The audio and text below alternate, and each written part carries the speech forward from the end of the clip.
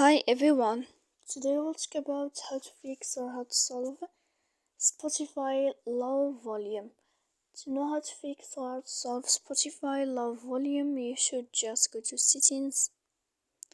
After that, we click apps, default apps, app settings. Here on this page, you'll enter to the window of Spotify and you click. When you'll find this page of app info, we click on force stop and we click OK. Here we go to the window of storage.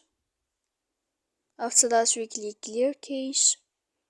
Don't click clear data because that can mix errors on your app.